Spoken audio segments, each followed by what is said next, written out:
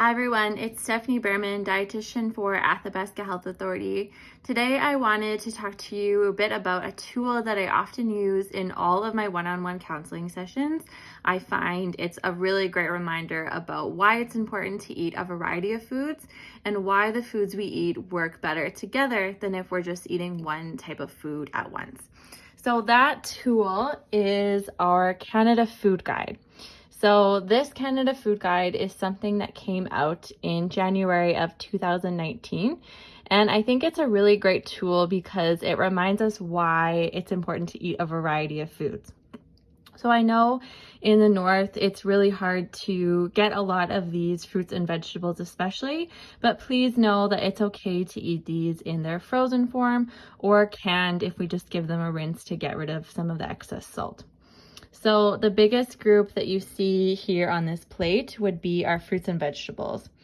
So our fruits and vegetables are really important because firstly, they contain a lot of vitamins and minerals.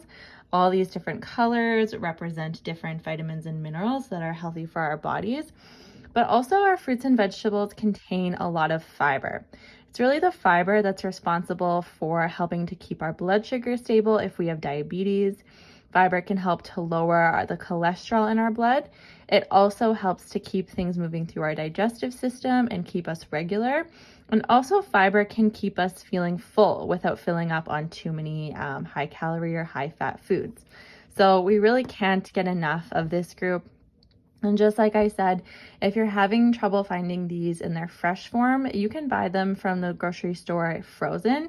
That's just as good. They contain the exact same amount of nutrients and they're often cheaper and definitely last longer.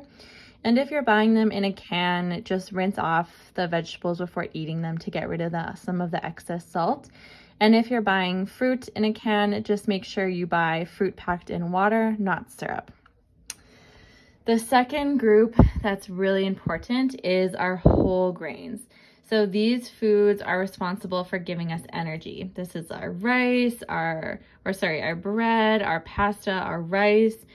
This would be bannock, things like oatmeal, cereals, just anything that's starchy. I would also put potatoes in this group also. So these foods are responsible for giving us energy.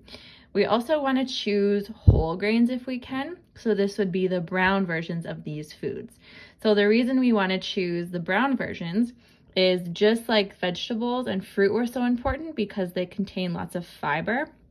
The whole grain versions also contain a ton of fiber, which keeps our blood sugar more stable and helps to lower cholesterol, unlike the white versions of these foods will do. So if you can at the store, choose brown bread, brown rice, maybe some whole grain pasta. That's going to be a lot healthier for our bodies and also keep our blood sugar more stable than the white version. Then the last group that we have on our plate here is our protein foods. So we can get protein foods from both plants and animals. And what protein does is it helps to keep us feeling full, and it also helps to stabilize our blood sugar.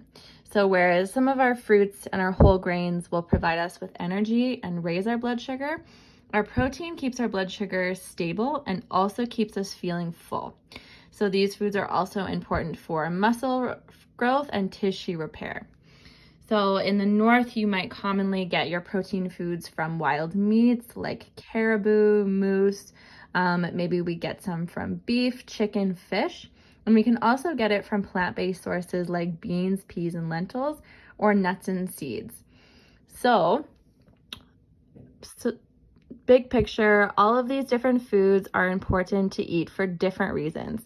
There isn't any one group that we would want to exclude from our plate, and they really are important to eat all together.